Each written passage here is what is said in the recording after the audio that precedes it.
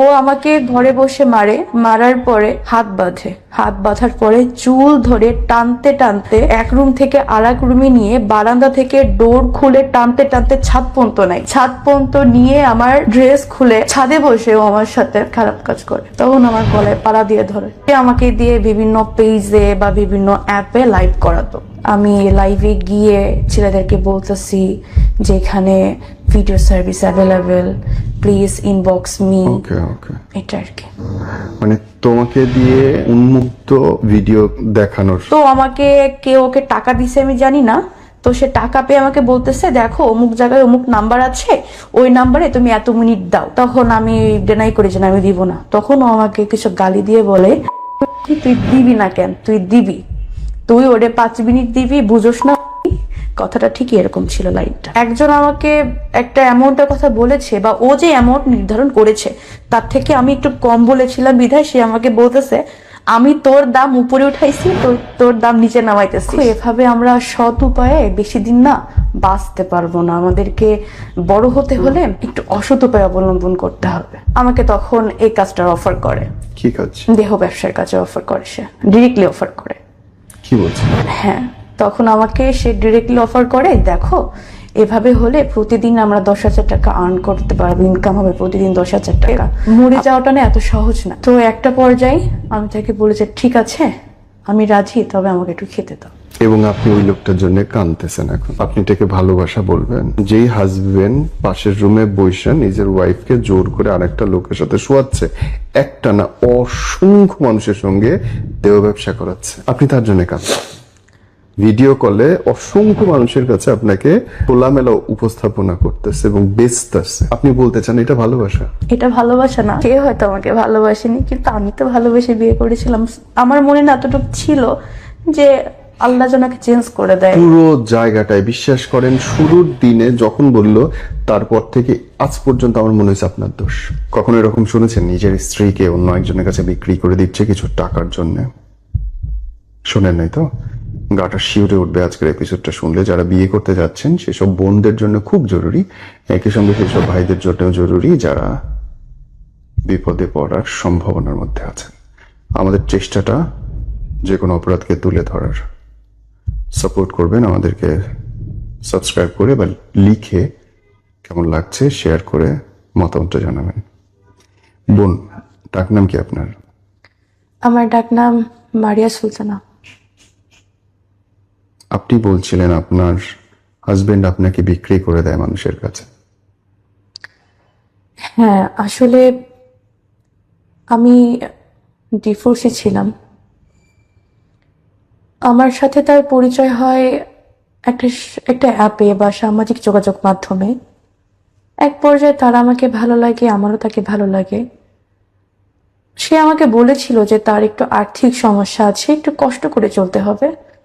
ঠিক আছে, সমস্যা নেই, আমি অভাবের ভিতরে বড় হয়েছি, আমি সার্ভাইভ করতে পারবো। তো তাকে ওইভাবে বিয়ে করা। বিয়ে করার প্রথম 1 মাস এমন অবস্থা গেছে আমাদের, আমরা 2 দিন আসলে ঠিক মতো খেতে পারিনি। খাবারের কষ্ট? হ্যাঁ, খাবারের কষ্ট, জামা কাপড়ের কষ্ট, ঠিক মতো বাসা ভাড়াটা বেয়ার করতে পারিনি। সব দিক থেকে এক প্রকার কষ্ট গেছে। তখন আর কিছু উপায় না পেয়ে আমি যেহেতু ইন্টার কমপ্লিট, সেহেতু আমি যেহেতু মার্কেটিং এক্সপার্ট ছিলাম আগে, আমি চাকরি খোঁজার জন্য বের হই। সেও টুকটাক চেষ্টা করে কিন্তু অতটা না। তার একটাই বক্তব্য ছিল সে কিছুই পারে না, সে কি করবে, সে ইট ভাঙতে তার কষ্ট হয়, সে রিক্সা চালাতে তার মান সম্মান লাগে, সে কিছুই করবে না। আমি তাকে কোনো প্রেশার দিই না। আমি একটা মার্কেটিং এ ছোটখাটো একটা জব অ্যারেঞ্জ করার পরে মোটামুটি একটা পজিশনে আসি। বিয়ের পরে হ্যাঁ, আমি একটা জব অ্যারেঞ্জ করি। সে তখন কিছুই করে। আপনাদের বিয়ের সময় কি আপনাদের পরিবার ছিল সাথে? না, বিয়ের সময় পরিবার ছিল না। মানে 2 পরিবারের মতের বাইরে গিয়ে বিয়ে করা? হ্যাঁ, মতের বাহিরে বলতে তার মাকে সে বলেছিল, তার মা ডেনাই করেছিল বিকজ অফ আমি ডিভোর্সি, এর জন্য তার মা রাজি হননি। আর আপনার পরিবার? আমার পরিবার তো রাজি হয়নি। কেন? কেন আসলে তারা আমার ভালোর জন্যই চাইতো যে আমি আরেকটু সময় নিই বা আরেকটু ডেভেলপ হয়ে দেন বিয়ে শাদীর বিষয়টাতে যাই, কিন্তু ওই যে ভালো লেগে যাওয়ার ব্যাপারটা। আপনি বলছেন যে আপনার বিয়ের সময় আপনার মা বাবা ছিলেন না সাথে, জি। ওরা কি জানতো যে বিয়ে করে ফেলবেন আপনি? আসলে যেহেতু প্রতিটা মানুষই তো তার গার্জিয়ানকে খুবই ভয় পায়, আমিও সে জায়গা থেকে আমার বাবাকে বা আমার মাকে ভয় পাইতাম। একটা টাইম হয়তো বলতে চাইনি, একটু লেট করে বলবো, এভাবেই তাদেরকে বলা হয়নি। তখন বয়স কত আপনার? তখন আমার বয়স 21 অথবা 20। ওকে, বিয়ের পরে আপনি উঠলেন কোথায়? বিয়ের পরে আমরা উঠেছিলাম আবদুল্লাপুরে, উত্তর আবদুল্লাপুরে একটা ফ্ল্যাটে, দুজন? Single flat. হ্যাঁ। ওকে। টাকা পয়সা ইনকাম? টাকা পয়সা তখন তার কাছে কিছু ছিল, ওইটা দিয়ে আমরা ফ্ল্যাটে উঠি, কিন্তু যতটুকু ছিল ততটুকু দিয়ে পরের মাসে চলার মতো কিছু ছিল না। ওকে। তো আমি ওই মাস থেকেই জব স্টার্ট করি আপনার বাংলা মোটরে। তো জব আব্দুল্লাহপুর থেকে আসতে হ্যাঁ, বাংলা মোটরে বাংলা কাজ মোটরে করতেন? প্রতিদিন আসা যাওয়া লাগতো, একটু খরচ ছিল। এই জন্য আমি অফিস থেকে স্যারকে আমার অবস্থার কথা বলে আমি বলছিলাম, স্যার আমার একটু সমস্যা, আমার যাওয়া আসার প্রবলেম, আপনি একটু কিছু স্যার কষ্ট করে স্যার আমাকে কিছু অ্যাডভান্স দিতেন। তো উনি একটা পেপারে সাইনিং করে আমাকে জাস্ট 3,000 টাকা যাওয়া আসা বাবদ দিয়েছিল। তো ওই টাকাতে যাওয়া আসা করতাম। তো আমি যখন অফিসে থাকতাম তখন থেকে সে আমার অনুপস্থিতিতে বাসায় মেয়ে আনতো। কতদিনের মধ্যে এই ঘটনা? এটা ফার্স্ট অফিস যেদিন শুরু করি তার 3 দিন পর থেকে। মানে বিয়ের 1 মাসের মাথায়? জি। কেন? এই প্রশ্নটা আমারও ছিল, কেন? কারা? আসলে প্রথম প্রথম আমি ভাবতাম হয়তো ও বোধহয় কারোর সাথে রিলেশনশিপে আছে, হ্যাঁ। হয়তো ওই জায়গা থেকে। দেখি না, বিভিন্ন টাইম বিভিন্ন মেয়ে আসতেছে। আর যে সিকিউরিটি ছিল তাকে বলতো যে আমার বোন, তো সিকিউরিটি বলতো যে আপু আপনার কয়টা বোন, আসলে কয়টা বোন আপনার? আমি বললাম আমার তো কোনো বোন এখানে আসবে না। হ্যাঁ। আমি তখন সিকিউরিটিকে বলিনি, কেন বলিনি, কারণ আমার ফ্যামিলি পারিবারিক বিষয়টা বাহিরের কেউ জানবে, এটা আমি তখন চাইনি। তো আমি সিকিউরিটিকে ধরা দিতাম না যে হ্যাঁ আমার বোন আছে। তো আমি তাকে ধরি একদিন যে কি আসলে। কিভাবে, মানে আপনি কি কোনোদিন দেখছেন নাকি না, সিকিউরিটি আমি তো বলছে? সিকিউরিটি দেখেছি, আমি কিভাবে দেখবো? বিকজ অফ আমি তো সকাল 8টায় বের হই আর বাসায় আসতে বাজে আপনার 8টা, সাড়ে 8টা। হ্যাঁ। তো আমি কিভাবে দেখবো এটা? আপনি যখন ঢুকতেছেন তখন সিকিউরিটি আপনাকে বলতেছে মানুষ Even আসছে? সে আমাকে বাসে উঠায় দেওয়ার পরে ওই সাইড থেকে মেয়ে নিয়ে আসে। হ্যাঁ, মেয়েরা আবার ওর থেকে টাকা পয়সাও চাই। তো ফার্স্টে যখন আমি এটা বুঝতে পারি যে ও একটা মেয়েকে বাসায় আনতেছে বা এনেছে, তখন আমি তাকে ধরি। সে কেমন আমাকে করে বলে, বুঝলেন? ওই যে সিকিউরিটি বলেছিল যে আপনার আসলে কয়টা বোন। আর আরেকটা ক্লু পেয়েছিলাম হচ্ছে ওকে একজন হোয়াটসঅ্যাপে মেসেজ করেছিল যে আমার এতটা টাকা লাগবে। তখন তখন আমি বলি টাকার জন্য আমি চাকরি করতেছি, 2 বেলা খাইতে পারতেছি না। আমি তখন ফিল্ডে জব করতাম, তো তো আমার হেঁটে হেঁটে জব করতে হতো। তো দুপুরে আমি খেতে পারতাম না, আমি চিন্তা করতাম আমি এখন খেলে রাতে কি খাবো, এরকম। তো টাকার জন্য খেতে পারতেছি না, তুমি টাকা দিচ্ছ মানুষকে কিভাবে? পরে বলা অনেক পুরনো ফ্রেন্ড, বিপদে পড়ে গেছে চাচ্ছে। তো তখন থেকে আমার সন্দেহ শুরু হয় যে আসলে মেয়ে মানুষ বিবাহিত ছেলের ফ্রেন্ড হয় ঠিক আছে, কিন্তু এ কেমন ফ্রেন্ড, তুমি তুমি করে বলতেছে। আবার কিছু শব্দ মানে স্নেহময় আদরময় শব্দ যেমন আমরা বলে থাকি, শব্দ উচ্চারণ করতেছে। আমি তাকে ডিরেক্টলি ফোন দিয়ে জিজ্ঞেস করি যে আসলে আপনি কে? পরে সে আমাকে বলে আমি তার ওয়াইফ। ওয়েট, মানে আপনি ওয়াইফ, আপনি যে ফোন করলেন তারে, সে বলতেছে সে সে ওয়াইফ। এখন আমি তো আমার পায়ের তলে থেকে মাটি সরে গেছে যে আমি তার ওয়াইফ, সে আবার ওয়াইফ, মানে ওয়াইফ কয়জন? আমি বললাম আসলে কি আপনি তার বিবাহিত স্ত্রী? পরে সে বলে যে না এখনো বিয়ে করিনি, কিন্তু বিয়ে করব। বললাম বিয়ে করব তাই ওয়াইফ বলতেছেন? পরে বলতেছে যে ও কি বিবাহিত? আমি বললাম হ্যাঁ ও বিয়ে করেছে, 1 মাস হচ্ছে। তো পরে বলে এটা তো আমি জানতাম না। তো তার সাথে কথা বললাম, এক পর্যায়ে জানতে পারি সে আমার বাসায় একবার না 52 বার এসেছে। তাদের ভিতরে অনেক কোয়ালিটি টাইমও ছিল। তো অনেকবারই সে বাসায় এসেছে। সে বলেছে যে এটা তার বন্ধুর বাসা, তার বন্ধুর ওয়াইফ আর বন্ধুর হাজবেন্ড চাকরি করে, সেখানে তারা টাইম স্পেন্ড করতেছে। তো এটা যখন একদম পুরাই আমি জেনে যাই, তখন ওই মেয়েটাকে প্রচন্ড গালিগালাজ করে আমার এক্স হাজবেন্ড। হ্যাঁ, কেন করে, তার দোষ কি, সে কেন বললো আমার কাছে? আচ্ছা। তো ওই মেয়েটাকে সব জায়গা ব্লক করে দেয়, নাম্বার ডিলিট করে দেয়। আর আপনি তখন আমি আপনার হাজবেন্ডের কাছে জবাব দিতে চাইলেন না? হ্যাঁ চেয়েছি যে আসলে কেন। পরে বলে আসলে একা একা থাকি তো সময় যায় না। তখন আমি ছেড়ে দিচ্ছি, ঠিক আছে আমি চাকরি বাকরি কিছুই করতে পারবো না, তোমার সংসার তুমি কিভাবে চালাও সেটা তুমি জানো, আমি কিচ্ছু করতে পারবো না। তখন আমার থিঙ্ক ছিল এটা, সে আমার পায়ে ধরে মাফও চায়, আমি মাফ করে দিই, কারণ এটা আমার দ্বিতীয় বিবাহের জন্য। সে কিভাবে চালাবে তার পার্সোনাল ম্যাটার। এখন আমি চাকরি ছেড়ে দিই। তখন ছেড়ে দেওয়ার পরে সে মোটামুটি কাজ করে না, বাট কই থেকে টাকা আনে এটা আমি বলতে পারবো না। টাকা নেই? হ্যাঁ টাকা আনে, কিন্তু কাজ করতো না। তাইলে কি করতো? এটা আমি বলতে পারবো না। তো একদিন সে আমাকে অফার করে যে দেখো জীবনে বড় হতে গেলে অনেক স্যাক্রিফাইস করতে হয়। খুবই স্বাভাবিক, স্বাভাবিক অনেক স্যাক্রিফাইস করতে হয়, এটা স্বাভাবিক, কিছু পেতে হলে কিছু হারাতে হয়। তো বলতেছে দেখো এভাবে আমরা সৎ উপায়ে বেশি দিন না বাঁচতে পারবো না, আমাদেরকে বড় হতে হলে একটু অসৎ উপায় অবলম্বন করতে হবে। আচ্ছা যেমন? পরে বলে দেখো তোমার ভয়েস খুবই ভালো আছে, তুমি দেখতে শুনতে অনেক সুন্দর, আহ, এই যে ভিগো লাইভ না কি বলে, তো ওইটাই নাকি লাইভ করলে অনেক পয়েন্ট পাওয়া যায়, পয়েন্ট ভাঙায় অনেক টাকা আর্ন করা যায়। তো এভাবে কিছু আমাকে অফার করে। সত্যি বলতে আমি মিথ্যা কিছু বলবো না, আমি ফার্স্টে বলি ঠিক আছে, যদি এই লাইফটা করলে যদি টাকা আসে ঘরে বসে কি সমস্যা, ঠিক আছে আমি করব। যখন দেখলো যে না এটা থেকে আসলে কিছুই হচ্ছে না, তখন আমাকে বাদ দিতে বললো। আমিও বাদ দিয়ে দিলাম। বাদ দেওয়ার পরে সে আমাকে বললো এভাবে হবে না, আর একটু কষ্ট করতে হবে। কেমন কষ্ট? তাহলে আমাকে তখন এই কাজটার অফার করে। কি কাজ? দেহ ব্যবসার কাজে অফার করে, সে ডিরেক্টলি অফার করে। কি বলছিল? হ্যাঁ তখন আমাকে সে ডিরেক্টলি অফার করে দেখো এভাবে হলে প্রতিদিন আমরা 10,000 টাকা আর্ন করতে পারবো, ইনকাম হবে প্রতিদিন 10,000 টাকা, আমরা 2-3 মাসের ভিতরে আমরা সেটেল হয়ে যেতে পারবো, আমার অনেক দেনাদায়িক আছে ওইগুলো শোধ হয়ে যাবে, আমরাও সেটেল হয়ে যাব, আমরা তারপরে বিদেশে চলে যাব। টু বি অনেস্ট আমি তখন ডিরেক্টলি না করে দিই যে না, তখন আমি চলে যেতে চাই। ব্যাগটা নিয়ে, আমার যে ব্যাগ ছিল সেটা কাপড় চোপড় গোছায় আমি চলে যেতে চাই। আমি চলে যেতে কেন চাইলাম এটার জন্য ও তখন আমার প্রথম গায়ে হাত দেয়। ও আমাকে যখন আমার গায়ে হাত দেয় না, খুব ক্যালকুলেশন করে মারতো প্রতিবারই। যেমন ধরেন আপনি ওইখানে বসে আছেন, ঠিক কতটা স্টেপ পেছনে গেলে মানে দৌড়ে এসে একবারে আপনার মুখে লাথি দেওয়া যায়। সে খুব ক্যালকুলেশন করে মারতো। সে বেশিরভাগ মুখে মারতো, পিঠে মারতো, আর হচ্ছে মাথায় মারতো, শরীরে কখনো মারতো না। আর যখন সে আমাকে মারতো তার 1 থেকে 2 সপ্তাহের ভেতরে কখনো ঘর থেকে বাহিরে নিয়ে যেত না।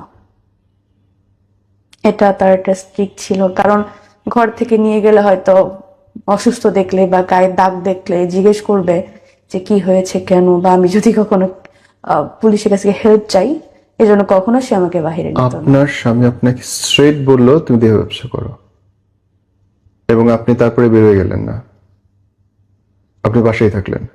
আমি বের হতে চেয়েছিলাম তখন স্যার, আমি থাকি 6 তলার উপরে, হ্যাঁ ডোর অফ করলে কিন্তু শব্দ বাহিরে যায় না। হ্যাঁ। আমার ফ্যামিলি এখানে থাকে না, তারা থাকে গ্রামে, ঢাকাতে আপন বলতে কেউ নেই। সে যদি আমাকে দরজা বন্ধ করে মেরে ফেলে স্যার, জীবনের ভয় কার নেই বলেন? ওকে, আমরা আরো প্রশ্ন আছে করবো, তার আগে শুনি তারপরে কি হলো।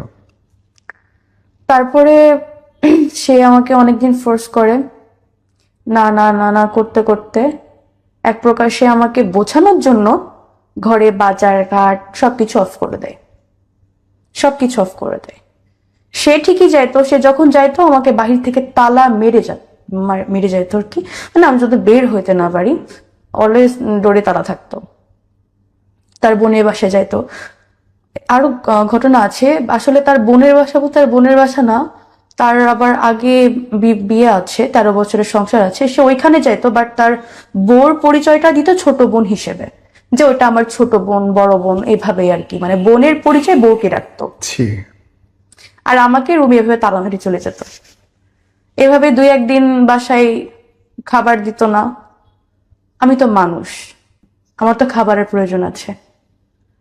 আসলে মরে যাওয়াটা না এত সহজ না। একদম। তো একটা পর্যায়ে আমি তাকে বলি যে ঠিক আছে আমি রাজি, তবে আমাকে একটু খেতে দাও। আমি আমি অনেক খাই না, আমার আমার আসলে কথা বলতে পারতেছি না আমি তখন। আমার পুরো হাইপার শুরু হয়ে গেছে, যে কাঁপাকাঁপি শুরু হয়ে গেছে খিদায়। তখন সে আমাকে বললো যে ঠিক আছে, আমি আমার বোনের কাছ থেকে রান্না রান্না করছে, আমি ভাত নিয়ে আসতেছি। তো এইভাবে ও, যখন আমরা আবদুল্লাপুরে ছিলাম তখন ও লোক আনতো, লোক আপনি আনতো আমাকে প্রথম দিনটা বলেন। প্রথম দিন থেকে। ওই যে বললাম যে যখন আমাকে ফোর্স করলো, খাবার দাবার দিল না, যখন আমি রাজি হয়ে গেলাম তখন থেকে ও হচ্ছে লোক আনা নেওয়া শুরু করে। প্রথম লোক আনার গল্পটা বলেন।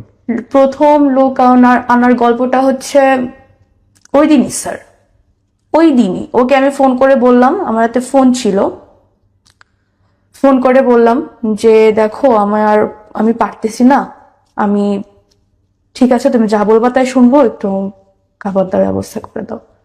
হ্যাঁ, এখন প্রশ্ন এটা যে আপনার কাছে ফোন ছিল, তাহলে আপনি অন্য কোথাও ফোন টোন দিলেন না কেন?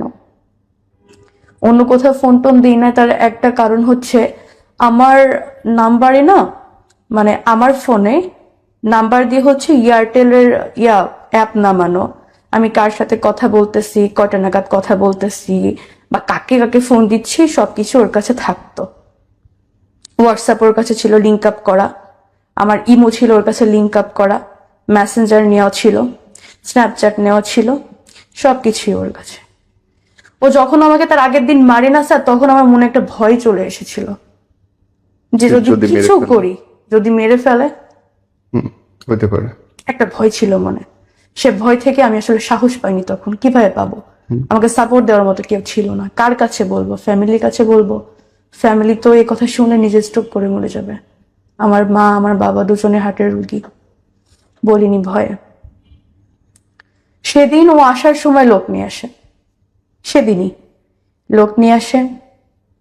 দেন ফার্স্ট যেটা হয়, টাইম ছিল 1 ঘন্টা, 1 ঘন্টা 5 মিনিট একটু বেশি হয়েছিল, 1 ঘন্টা থেকে 5 মিনিট। 5 মিনিট বেশি কেন হলো, এর জন্য সে আমাকে আবার মারে। সে আমাকে শুধু মারে না, গরম পানি করছিল, ওই গরম পানি আমার গায়ে ঢেলে দেয়, শুধুমাত্র গোসলের নামে, যে এখন গোসল করতে হবে। সে আমার রুম থেকে আমার চুল ধরে টানতে টানতে টানতে টানতে ওয়াশরুমে নিয়ে যাই, যে তোর এখন গোসল করতে হবে বলে আমার গায়ে গরম পানি ঢেলে দেয়। কিছু বলি না। ওই সময় আবার ও ছিল করে কোথায়? ওই 1 ঘন্টা ও ছিল কোথায়? রুমে ছিল। ও 1 ঘন্টা এরকম একটা রুম, এই রুমে লোক আনতো, পাশে ও বসে থাকতো। কারণ বসে না থাকলে সবাই তো বলবে যে লোক ঢোকায় সে চলে যাচ্ছে বাহিরে, তারা কি করে না করে মনে সন্দেহ করবে না, এই জন্য সে কখনো বাইরে যাইতো না। সে রান্নাঘরে একটা স্পেস ছিল, সেখানে সবসময় বসে থাকতো, অথবা এই যে রুমের পাশে বসে থাকতো আর শুনতো আমি কি বলতেছি, আমি রিপোর্ট করতেছি কিনা, বা কারো হেল্প চাচ্ছি কিনা। যদি কখনো শুনতো না আমি একটা শব্দ করছি, তাহলে সে আমাকে সেদিন মারতো। অথবা যদি খুব বেশি কথা বলতেছি, সে নক করতো, নক করে আমাকে ডেকে বলতো কি বলতেছিলি। তো এই ভয়তে আমি কখনো কাউকে কিছু বলতে পারতাম না। একটা মানুষ ঘুরে যদি আরেকবার না আসতো, সেজন্য আমাকে মারতো। আমি কেন তাকে কনভিন্স করতে পারলাম না। এভাবে চলছে জানুয়ারি, ফেব্রুয়ারি, মার্চ, এপ্রিল পর্যন্ত চলছে। এপ্রিলের পরে আমি সুযোগ পাই, পালাই যাই। প্রত্যেকটা দিন মানুষ আসতেছে। এইভাবে টোটালি আমার থেকে এই পর্যন্ত 3 লাখ টাকা নিছে এইভাবে। আপনাকে বিক্রি করে। তো আমি একটা সুযোগে পালাই যাই বাসা থেকে। পালাই গিয়ে আমি চলে যাই। যখন পালাই যাই তখন ও আমাকে অনেক ফোন দেয় দিয়ে কান্নাকাটি করে, আমি ভুল করে ফেলেছি, আসলে আমি বুঝতে পারিনি, এই সেই অনেক রকম, মানে ও এতভাবে আপনাকে মানে ম্যানুপুলেট করবে যে আপনি বাধ্য হবেন যে আসলে হয়তো ভুল করে ফেলেছে ছেলেটা, হয়তো সে অনুতপ্ত। ঠিক আছে, আমি একটা পর্যায়ে সে আমার পিছনে 1-2 দিন না, প্রায় 3-4 দিন সে প্রচুর কান্নাকাটি করছে, খাওয়া দাওয়া ছেড়ে দিছে। সে কোরআন শরীফে হাত রেখে বলছে যে দেখো আমি ভুল করে ফেলেছি, প্রয়োজনে আমি তোমাকে রাজমিস্ত্রি যোগান দিয়ে ভাত খাওয়াবো, তারপর আমি তোমাকে দিয়ে কাজের কোনো দিন করাবো না, আমার অনেকবার ভুল হয়ে গেছে। যেহেতু সেকেন্ড ম্যারেজ, আমি তাকে সুযোগ দিয়ে আবার হচ্ছে ঠিক আছে। সে ওইখান থেকে বাসা চেঞ্জ করার পরে আমি বলি ঠিক আছে, তোমার কিছু করা লাগবে না, তুমি এটা কাজ করো, খুলনা চলে আসো। আমি এখানে যেহেতু এনআরবি ব্যাংকে মার্কেটিং এ জব করতাম, তো আমি মার্কেটিং বা জব করে তোমাকে খাওয়াবো। বলো ঠিক আছে। সে খুলনা চলে আসার পরে কিছুদিন জব করি। একদিন করে হুট করে বলতেছে যে তোমার জব করার প্রয়োজন নেই, আমি একটা জব দেখছি, তুমি বাসায় থাকো, আমি জব করবো। ঠিক আছে, ভালো কথা। এইভাবে হচ্ছে কিছু মেয়ের সাথে বোধহয় ওর কথাবার্তা ছিল, তো ও হচ্ছে মেয়েদের দিয়ে এখন শুরু করে। তখন আর আমাকে দিয়ে শুরু করে না, মেয়েদের দিয়ে শুরু করে। তো খুলনা থাকাকালীন কয়েকটা মাস আমাদের খুবই ভালো কাটছে। আমি জব করেছি, সে বাসায় ছিল, তাকে কিছু করতে দেইনি। হ্যাঁ, দেই নাই, সত্যি বলতে আমি কিছুই করতে দেই নাই, যে ঠিক আছে তোমার কিছু করার লাগবে না, তুমি থাকো। খুলনা যেহেতু আমার জন্মস্থান, সেহেতু আমি আমি অনেকটা ভালো চিনি, সেহেতু এখানে আমার ক্ষতি করতে পারবে না, এতটুকু বিশ্বাস আমার ছিল। আর আমার একটা থিঙ্ক কি ছিল স্যার, যে মানুষ বিপদে পড়েছে, হাজবেন্ড বিপদে পড়েছে, টাকা নাই, আজকে হয়তো সে খারাপ আছে, কালকে ভালো হলেও হতে পারে। আল্লাহকে কখন হেদায়েত দেয় আসলে কেউ বলতে পারে না। আমি চাচ্ছিলাম যে ও এতটুকু বুঝুক যে আমি ওর জন্য কষ্ট করতেছি বা আমি ওকে ভালোবাসি। আমি চাকরি করলাম, আর ওর জন্য চাকরি খুঁজতে লাগলাম, যেহেতু ও কষ্টের কোনো কাজ করতে পারে না। আমি চাচ্ছিলাম যে একটা ভালো কোনো রিসেপশনিস্ট বা টি বয়, এরকম কিছু একটা জব যেখানে ও রুমের ভিতর থেকে করতে পারবে, কারণ আমি যে ফিল্ডে কাজ করি, আমার এক মার্কেট থেকে আরেক মার্কেট বা এক অফিস থেকে আরেক যেতে হয় অফিসে, সেহেতু এত কষ্টের কাজ আমি চাচ্ছিলাম না ওকে দিতে। তো খুলনায় ভালো ছিলাম, তখন ভালো বিহেভ করেছে। তারপরে সে হুট করে বলে যে আমার একটা চাকরি হয়ে গেছে। তখন তো আমি খুশি যে আলহামদুলিল্লাহ, আল্লাহ মুখ তুলে তাকাইছে।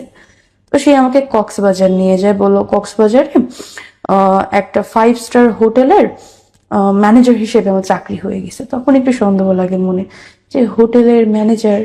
আমি বললাম থাকতেই পারে, খুবই স্বাভাবিক, যেহেতু এই সেপ্টেম্বর, এপ্রিলে পালাইছি, এপ্রিল, মার্চ, এপ্রিল, মে, জুন, জুলাই, আগস্ট, সেপ্টেম্বর, না আগস্ট, সরি আগস্টে সেই কথাটা বলার পরে আমি যেহেতু 4 মাসে অনেক ভালো ছিল বা আমরা ভালো ছিলাম, ভেবেছিলাম হয়তো মানুষ চেঞ্জ হয়ে গেছে। তো আমি চলে যাওয়ার পরে, কক্সবাজারে যাওয়ার পরে একই কাহিনী। তবে এবার হয়তো সে লোক আনা নেওয়াটা করতো না, সে আমাকে দিয়ে বিভিন্ন পেজে বা বিভিন্ন অ্যাপে লাইভ করাতো। কিরকম? লাইভটা হচ্ছে এরকম, আপনি একটা প্রোডাক্ট সেল করতেছেন, প্রোডাক্টটার কোয়ালিটি কি বা প্রোডাক্টটা কি দিতে পারবেন, ওরকম একটা লাইভ, কিন্তু টপিকসটা চেঞ্জ। কিরকম? এই যে ধরেন আমি কাউকে বলতেছি প্লিজ ইনবক্স মি, এটা সেটা, এগুলা এরকম একটা লাইভ, মানে একটা ব্র্যান্ড প্রমোশন যেরকম করে ঠিক ওরকমই, টপিকসটা ডিফারেন্ট, টপিকসটা 18+। আমি একেবারেই জানি না, একেবারেই বুঝি না, ওকে স্পষ্ট করে বলো। স্যার, এই লাইভটা ছিল এরকম যে আমি লাইভে গিয়ে ছেলেদেরকে বলতেছি যে এখানে video service available, please inbox me, okay okay, এটা আর কি। মানে তোমাকে দিয়ে উন্মুক্ত ভিডিও দেখানোর, লাইভ করতে বলতে? উন্মুক্ত বলতে, যখন আমাকে কক্সবাজার নিয়ে আসে তখন আমাকে আবার ওই একই জিনিস জোরাজোরি করে, মারধর করে, সেম। তখন আমি বলি যে ঠিক আছে আমি রাজি, কিন্তু একটা শর্ত, আমি আমার মুখ দেখাতে পারবো না। তখন সে বলে যে ঠিক আছে আমার টাকা হলেই হচ্ছে, কিন্তু যদি এটাতে টাকা না আসে তোমাকে মুখ দেখাতেই হবে। বললাম ঠিক আছে। তখন ওই যে বলেছিল যে যদি এটাতে টাকা না আসে তাহলে তোকে মুখ দেখাতে হবে, তখন আমাদের থিঙ্ক কাজ করছে এটা, যে এটা যদি আসলে না হয় তাহলে তো আমি ফ্যামিলিতে বা সব জায়গায় অনেক লাঞ্ছিত হয়ে যাব। তো এই জায়গা থেকে আমার নিজের কাছে মনে হয়েছিল যে পালানো না অবধি বা এখান থেকে সরতে পারতেছি এমন একটা পরিস্থিতি না হওয়া অবধি আমার ওর সাথে তাল দিয়ে চলতে হবে। কারণ স্যার প্রতিদিন তো আসলে মার খাওয়া যায় না, আমি তো একটা মানুষ। দেন ওর কথাই শুরু করি। শুরু করার পরে মনে করেন কাউকে যদি 5 মিনিট দেওয়ার কথা থাকে সেখানে 1 মিনিট যদি বেশি হয়, ওই 1 মিনিট কেন বেশি হলো এর জন্য মারধর করবে। এরকম হয়েছে তখন যে আমাকে সে বলতেছে সাজগোজ করো। তখন স্যার আমার অনেক জ্বর, পিরিয়ড সেশন চলতেছে। তখন আমি বলি যে দেখো আমার শরীরটা ভালো লাগছে না, আমি আজকে পারবো না, আজকে বাদ দাও। সে বলে যে পারবো না বললে তো হবে না, পারতে হবে, অনেক দেনাদায়ী কাছে করতে হবে। আমি তখন বলি, আমি একটু জোরেই বলি যে আমি পারবো না, আমি করতে আমি আর পারতেছি না। তখন আমি সাজলাম না কেন এটার জন্য আমাকে আবার মারছে স্যার। ওর মারার যদি আপনি কাহিনীটা শুনেন, ও আমাকে ঘরে বসে মারে, মারার পরে হাত বাঁধে, হাত বাঁধার পরে চুল ধরে টানতে টানতে এক রুম থেকে আর এক রুমে নিয়ে বারান্দা থেকে ডোর খুলে টানতে টানতে ছাদ পর্যন্ত নাই, ছাদ পর্যন্ত নিয়ে আমার ড্রেস খুলে ছাদে বসে ও আমার সাথে খারাপ কাজ করে। তখন আমার গলায় পাড়া দিয়ে ধরে, করবি না কেন। এটা যখন হয় না স্যার, তখন আমার মনে হয়েছিল কি ওর ভিতরের মনুষ্যত্বটা না নষ্ট হয়ে গেছে। ও আসলে আমাকে